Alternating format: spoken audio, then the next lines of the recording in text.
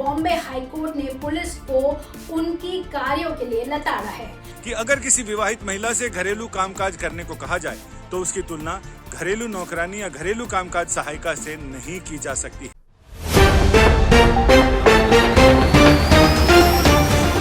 नमस्कार, स्वागत है आपका एएन न्यूज की एक नई पेशकश में। आज हम बात करेंगे एक महत्वपूर्ण मामले के बारे में जिसमें बॉम्बे हाईकोर्ट ने पुलिस को उनकी कार्यों के लिए लताड़ा है। बॉम्बे हाईकोर्ट ने गुरुवार को एक विवाहित मामले में पुलिस की जांच के तरीके पर तंज कसते हुए तथा निर्दोष व्यक्ति के साथ कठोर अपराधियों की तरह व्यवहार करने के लिए पुलिस को फटकार लगाई।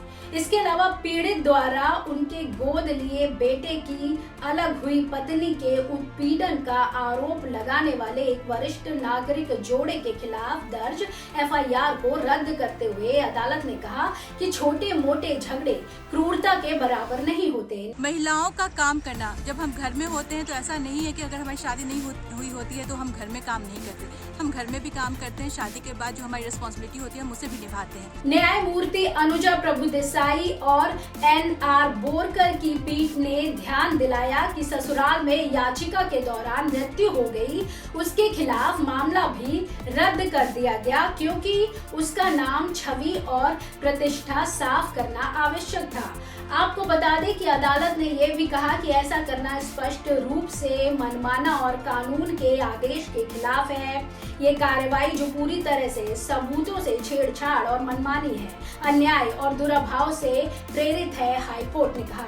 अदालत ने कहा कि जांच अधिकारी के पास एक मासूम व्यक्ति को आरोपी बताने, चार्जशीट दाखिल करने और उसे परीक्षा के लिए भेजने का मनमाना अधिकार नहीं है। इसलिए जांच जिसे कहा जाता है वो आपराधिक न्याय प्रणाली की रीढ़ है, हमेशा के लिए निष्पक्ष, उचित और संविधानीय गारंटियों और कानूनी प्रावधानों के अनुसार होना चाहिए, न्यायाधीश ने अपने आदेश में कहा।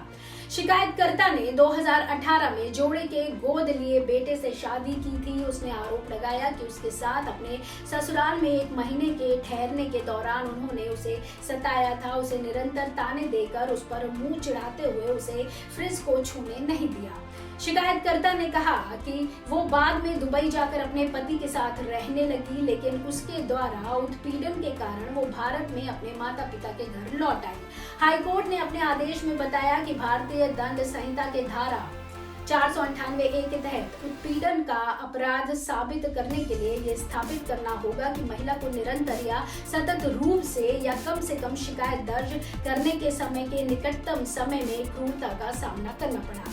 छोटे मोटे झगड़े क्रूरता के बराबर नहीं होते। यदि पूरी तरह से स्वीकार किया जाए तो आरोपियों के खिलाफ आरोप, जैसा कि उन्होंने महिला को ताने दिए, उस पर मुंह चिढ़ाते हुए उन्होंने उसे फ्रिज को छूने नहीं दिया और इस प्रकार के आरोप भारतीय दंड संहिता के धारा 498A के अर्थ में क्रूरता नहीं बनाते, अदालत ने कहा। पीठ ने ध्यान दिया कि महिला और उसके पिता के निरंतर धमकियों और आरोपों के मद्देनजर आरोपियों ने अपने बेटे से दूरी बनाने का फैसला किया ताकि उसे अपने वैवाहिक विवाद को सुलझाने का समय और स्थान मिल सके।